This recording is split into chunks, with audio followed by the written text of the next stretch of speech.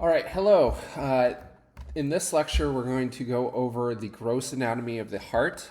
So we'll begin by looking at the outer uh, heart features before we go and look at some of the internal features and then go into blood flow.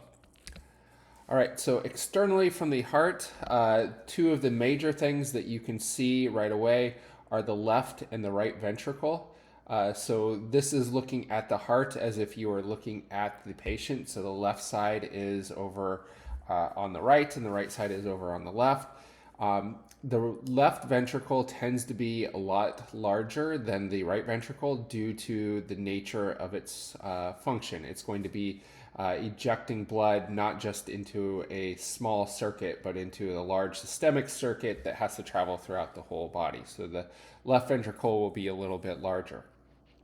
The other two major features of the heart are the atria. So you have the left and right atria. Based on the anterior view of the heart, so we're looking at the heart anteriorly, you will see actually coverings that are known as auricles.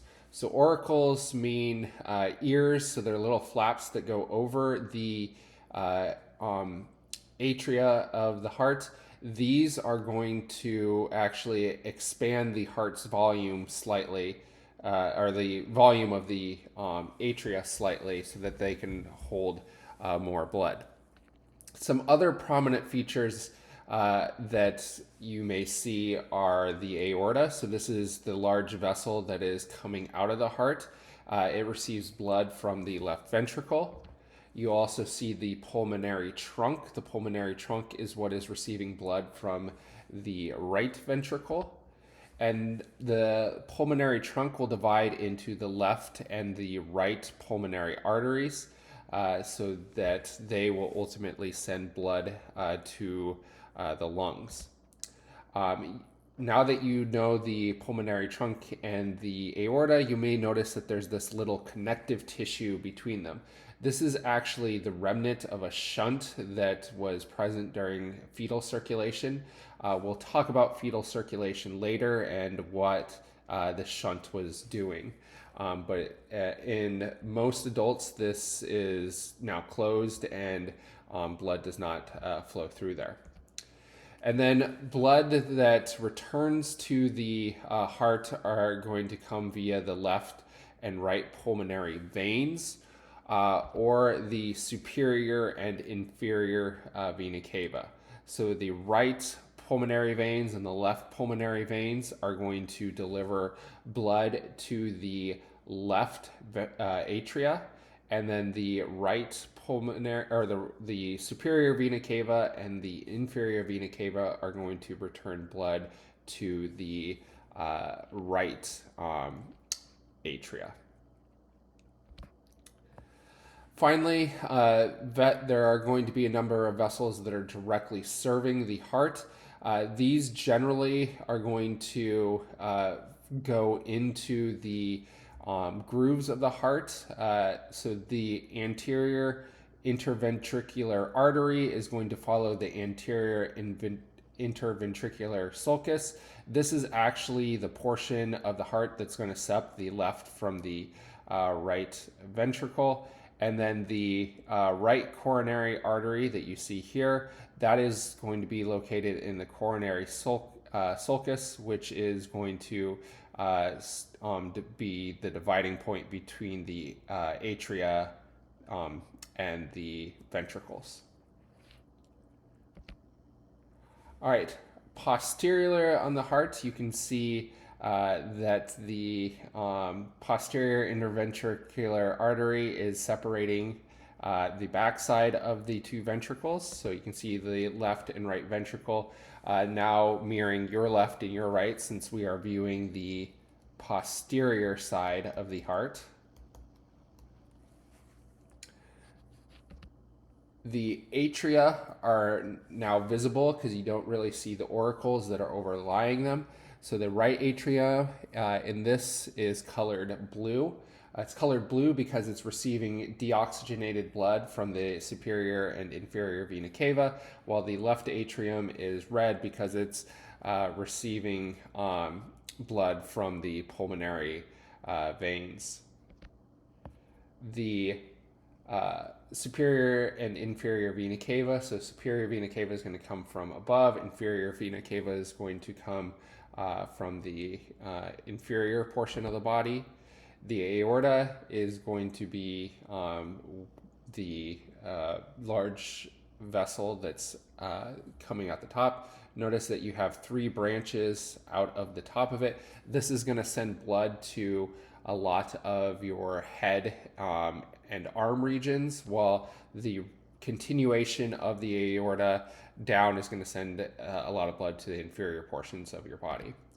And then you have the pulmonary circulation. So the right and left pulmonary arteries are going to be sending blood to the lungs. So it's deoxygenated. So this is a rare case where the arteries actually contain deoxygenated blood, while the pulmonary veins are going to contain oxygenated blood, but will be returning blood from the lungs to the left atrium.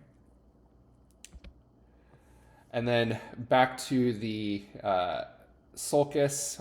So you can see the great cardiac vein going in the back here, lying in the coronary sulcus. So now you can see how that sulcus is actually dividing the ventricles more completely, because it is going on all the way around the heart, as we saw on the anterior side.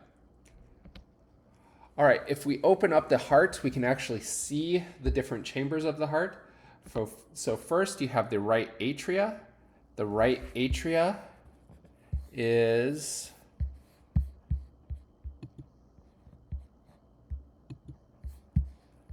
this region in here.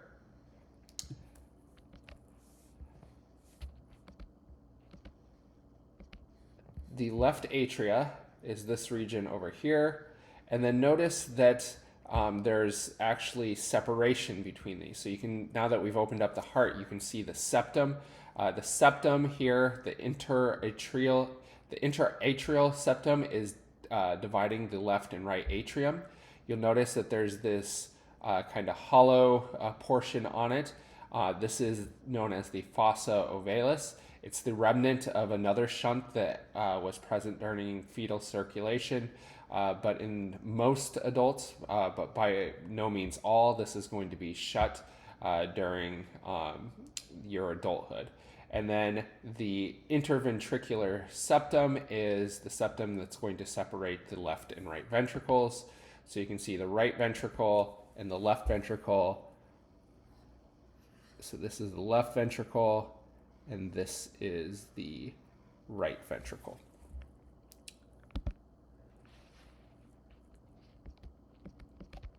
All right, there are valves that control the flow of blood from the heart chambers.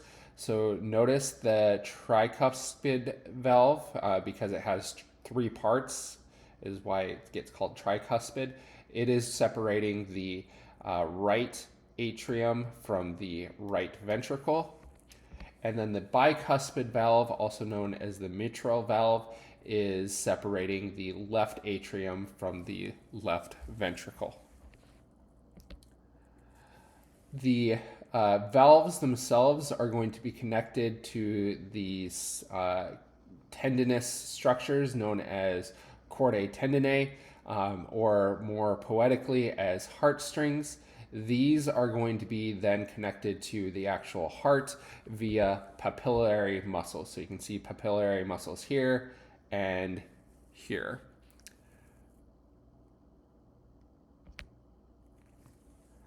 In addition to that, you have the trabeculae carneae. That is these structures right here. So you can see that the heart is not smooth inside. These structures line the inside of the heart. There's also a connector going from the wall of the right ventricle to the interventricular septum. This is known as the moderator band. It helps support the interventricular septum, but notably, it is actually going to be a role in the conduction of the heart. So we'll talk about it more when we get to the heart electrical impulses that are going on in the heart.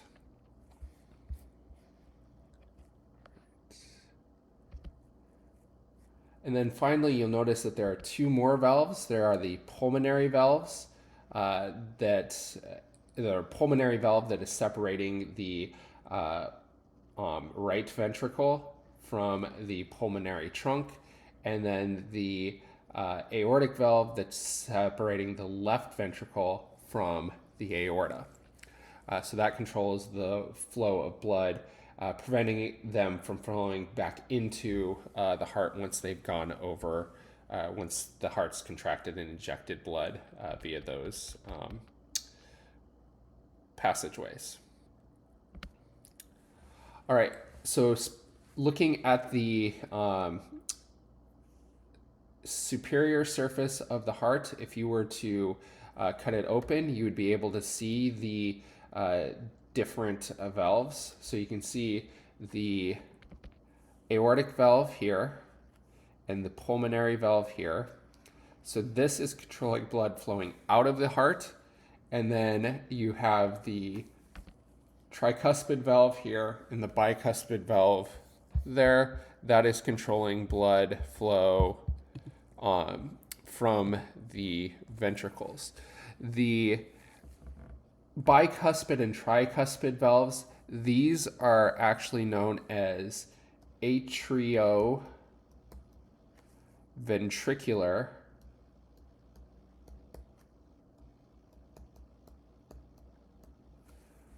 valves, or AV valves, because they are separating the atria from the ventricle, while the aortic and pulmonary valves are known as semilunar valves.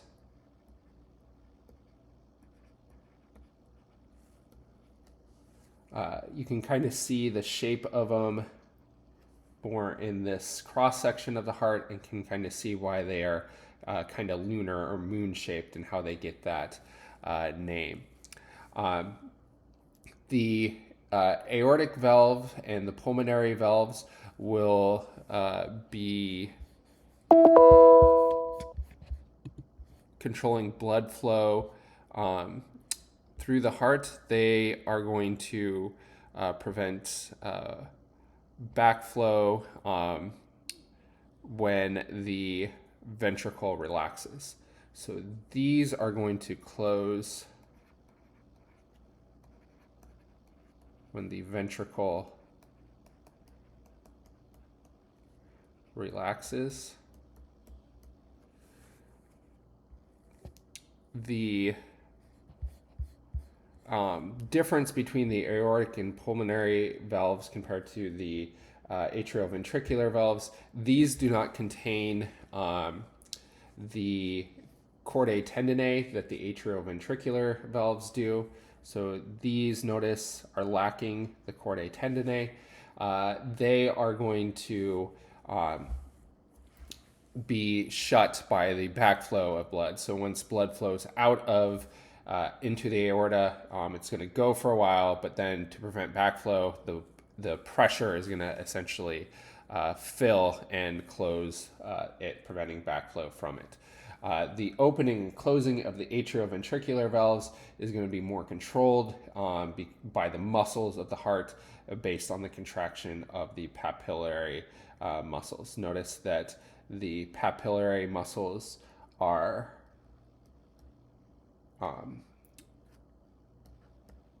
relaxed here and then contracted here.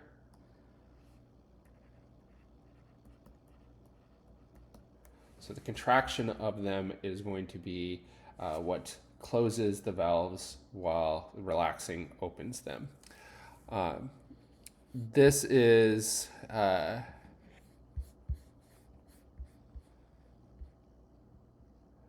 what is, so these are going to be closed during the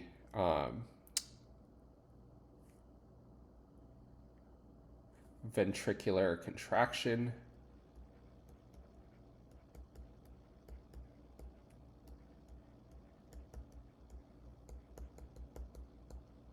Because during ventricular contraction, you're going to want blood to flow out of the heart and not backwards. So you're preventing flow backwards, going back into the atria here. All right, so let's look at the flow of blood in the heart. So you start off in the right atrium. Blood is going to go past the tricuspid valve into the right ventricle. Then it flows from the right ventricle past the pulmonary semilunar valve into the pulmonary trunk, where it will go out to the pulmonary arteries left and right. Then they're going to enter into one circuit. So you have the pulmonary circuit here and the systemic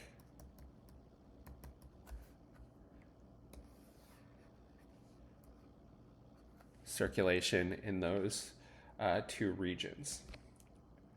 So blood is flowing out here into the pulmonary arteries. Ultimately, it's going to diverge into the pulmonary capillaries before it returns via the pulmonary veins. The pulmonary veins are going to return blood back from the lungs. And here you can see the left and right pulmonary veins returning blood. You can see the openings of the left pulmonary veins in the left atrium. So the left atrium is this region right here. Blood's then going to flow from there into the left ventricle after it passes through the mitral or bicuspid valve. Blood would then flow through the aortic semilunar valve into the ascending aorta. The ascending aorta then has these three branches that are coming off from it.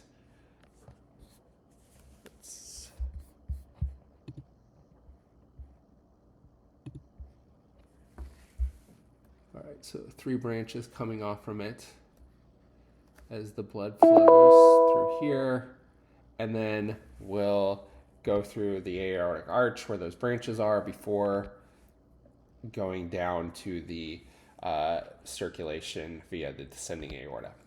So now you have superior blood flow going up through this. So you have that systemic circulation and this systemic circulation. So the arteries of the body are going to divide until they become capillaries. The capillaries are then going to return blood via the veins. And then the veins that return to the body are going to be the superior and inferior vena cava. All right, so that was circulation in the adult heart. In the infant heart, it's a little bit different because you essentially need to bypass the non-functional lungs and the liver, and it does this via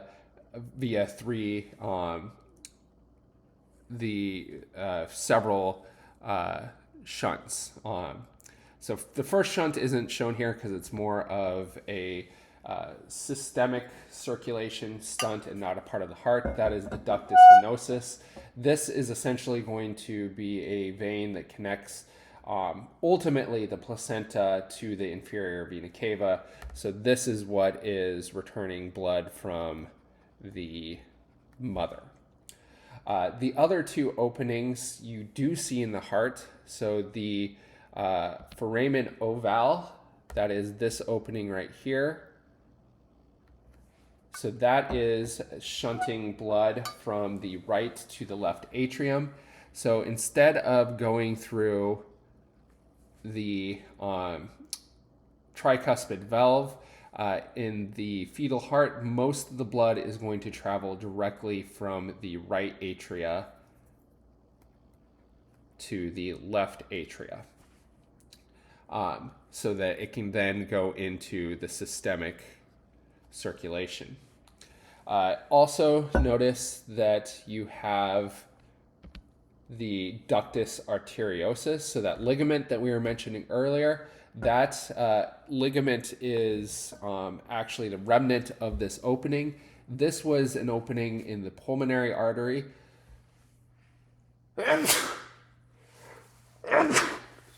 Excuse me.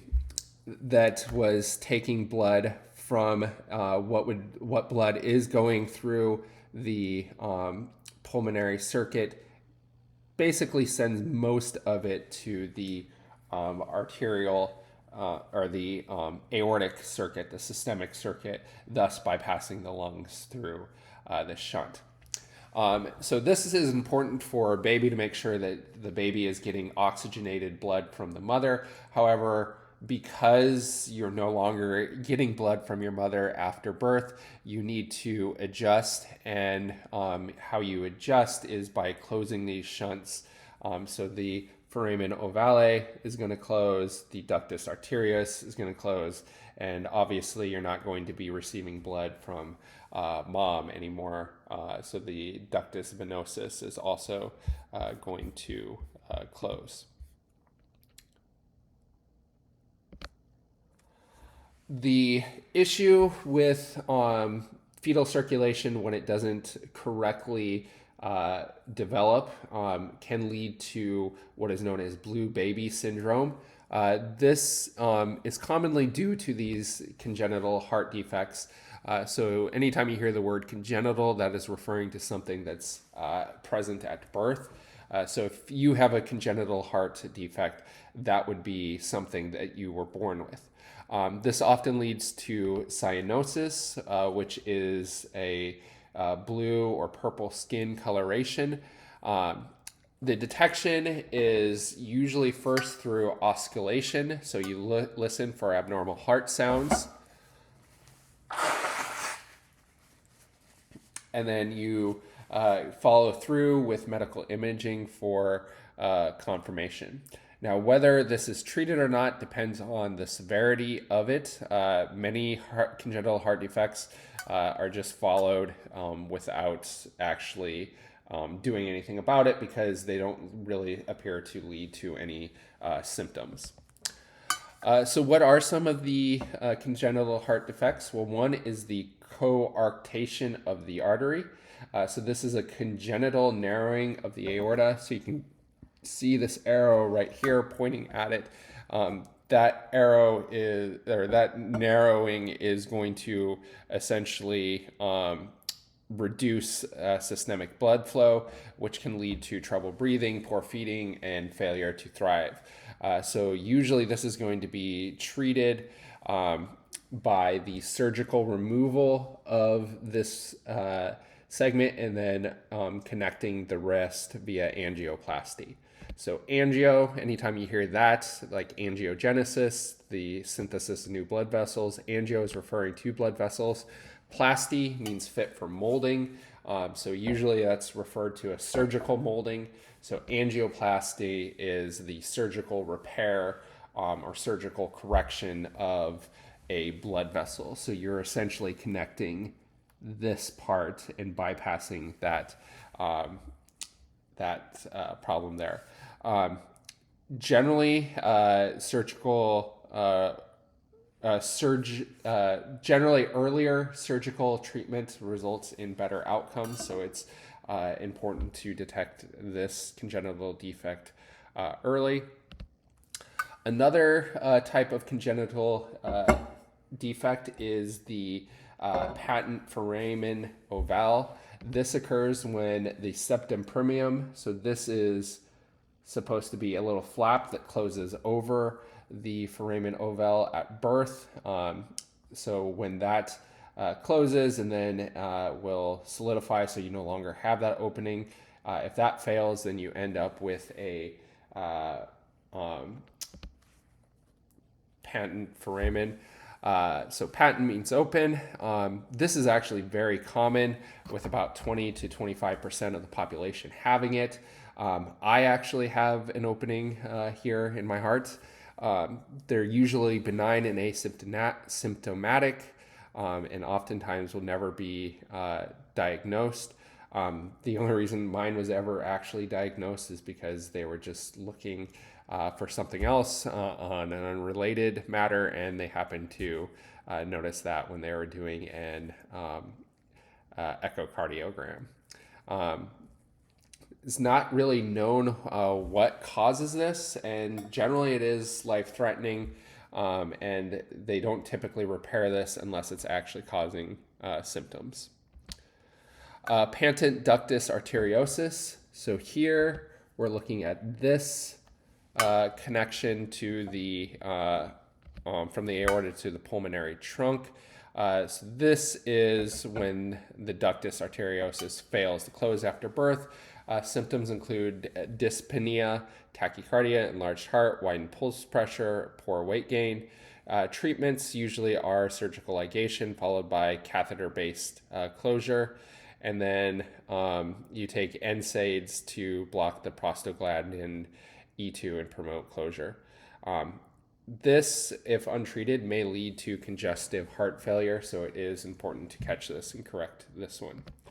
And probably the most severe congenital defect is, or at least that we're going to talk about, is the tetralogy of Fallot. So tetra means four. It's referring to four components. So it has a pulmonary infundibular stenosis. Stenosis means narrowing. So notice that this opening here has been narrowed. You have an overriding aorta. So the aorta and the pulmonary pulmonary trunk are going to be competing for blood as it flows out of the heart, with most of the blood going through the aorta. So you're not getting a very good oxygenation of it. So the overriding aorta is right there. You'll notice that you'll have a septal defect. Notably, the ventricular septa is not going to completely separate the left and right ventricles, and so you have mixing of the blood. And then a byproduct of this is that you're going to have right ventricular hypertrophy, since the right ventricle has to work harder to push blood through. It's going to start to get larger. This is fortunately fairly rare, only happens about 400 per 1 million live births. Treatment is going to involve extensive surgical repair with stents, valve replacement, patches. Unfortunately, the mortality for this is very high. About 75% of people, only about 75% of people survive to 1 year, and that goes all the way down to about 5% at 40 years. So these individuals are going to have a shortened lifespan even with treatment. All right, so we're going to stop there, and then we'll pick up next time in the next video with the coronary circulation.